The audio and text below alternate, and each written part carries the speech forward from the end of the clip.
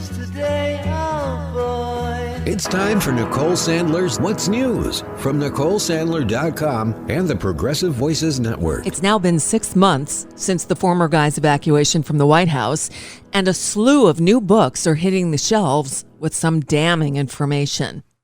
For instance, Washington Post journalists Carol Leonnig and Philip Rucker report in their forthcoming book, I Alone Can Fix It, that Joint Chiefs of Staff Chairman General Mark Milley worried that the former guy would attempt to use the military to stage a coup. The book reporting that Milley told friends and colleagues he was on guard for a, quote, Reichstag moment, but didn't expect Trump to prevail. He said that Trump and his supporters may try a coup, but they're not going to effing succeed. Milley reportedly said, quote, you can't do this without the military. You can't do this without the CIA and the FBI. We're the guys with the guns. Regarding the Reichstag moment, quote, the book also claims that Milley saw Trump as, quote, the classic authoritarian leader with nothing to lose. And he feared that he'd attempt a coup rather than admit defeat, but told colleagues he was prepared for that eventuality. With more revelations coming out every day, some are asking why these stories were held for books instead of being reported when they actually happened. That's a question I'll pose to some of these authors as they guest on my show in the coming weeks. This tidbit comes not from a book, but from the Guardian newspaper. They're reporting on an alleged leak from someone inside the Kremlin, resurrecting the allegations contained in that infamous dossier. Right? The leak reportedly states that Vladimir Putin personally approved a nefarious plot to throw Russia's support behind Trump's 2016 campaign. The document states that Putin and his top lieutenants agreed that a victory for a, quote, mentally unstable Trump would permanently weaken the United States. The leaked document also reportedly states the Kremlin has so-called compromat on Trump. It cryptically refers to, quote, certain events that happened during, quote, non-official visits to Russian Federation territory. The purported leak doesn't explain what those events involved, only referring to an appendix that was not attached to the document obtained by The Guardian. Now, Trump is known to have visited Moscow on a number of occasions in the decades before he went to the White House. One memorable section of the Steele dossier claimed that the former guy and some Russian prostitutes in a Moscow hotel room, you know the story. So perhaps the infamous P-tape actually exists. But the document does go into great detail on what the Kremlin really thought of Trump and why they wanted him to win. It reportedly describes the Orange One as, quote, an impulsive, mentally unstable, and unbalanced individual who suffers from an inferiority complex and therefore is the, quote, most promising candidate. Wow. The document also reportedly predicted that a Trump win, quote, will definitely lead to the destabilization of the United States socio-political system and a, quote, social explosion. The papers also threatened to insert, quote, media viruses into American systems to help exacerbate the chaos of a Trump presidency. Sounds like they succeeded. And yes, the Trump years were horrific. And new polling shows that the leading Republican 2024 contender, should Trump not run again, is Florida Governor Ron DeSantis. Now, as a Floridian, this frightens me for many reasons. Earlier this year, DeSantis pushed and signed into law an anti-protest bill that specifically sanctions demonstrators who block roadways and raises criminal penalties for participants in protests that may get out of hand, even if they're not to blame.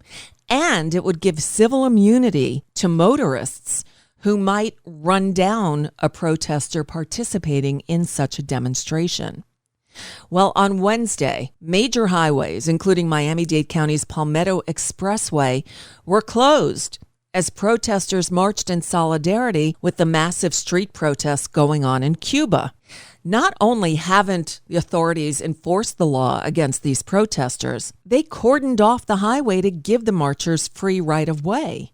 Civil rights groups, including the ACLU and NAACP Legal Fund, have asked a federal judge to block enforcement of the law, HB 1. A motion filed in U.S. District Court for the Northern District of Florida states, quote, plaintiffs and their members are reasonably frightened, not only because they could be arrested and held without bail for peacefully demonstrating, but also because, under the law, it's more likely that plaintiffs and their members could be seriously injured or killed by people who disagree with their message. That's DeSantis, or death sentence, as many of us Floridians call him. The more you know about this guy, the more disgusted you'll become. Here's another example. The DeSantis campaign team on Wednesday rolled out some merchandise, T-shirts and koozies reading, quote, "Don't Fauci my Florida." DeSantis famously would not allow cruise ships who sail out of Florida ports to require vaccinations or proof of vaccinations. It's all just Orwellian. But despite people like DeSantis, the White House is pressing forward with vaccination awareness efforts and disinformation-busting campaigns as the Delta variant threatens to become even more pervasive. On Wednesday, pop star Olivia Rodrigo visited the White House to meet with President Biden and Dr. Fauci to promote vaccines among younger Americans. She stopped briefly inside the White House briefing room. I am beyond honored and humbled to be here today to help spread the message about the importance of youth vaccination. I'm in awe of the work President Biden and Dr. Fauci have done and was happy to help lend my support to this important initiative. From the It's About Time file, the Biden administration is launching an effort to relocate thousands of Afghan interpreters and translators who worked for the United States over the past 20 years. Many of these allies fear for their safety amid the ongoing U.S. troop withdrawal from Afghanistan. This could go a few different ways. U.S. officials have suggested that the Afghans could be granted humanitarian parole, which would allow them to enter the U.S. temporarily and be relocated to U.S. military installations. Or they could be granted opportunities in overseas locations. The Biden administration has faced criticism from bipartisan lawmakers and advocates for not doing enough to protect our Afghan allies, who may now be in danger as the Taliban gains ground. Justice Stephen Breyer has finally addressed the speculation about whether or not he'll retire from the Supreme Court and allow President Biden to handpick a younger replacement.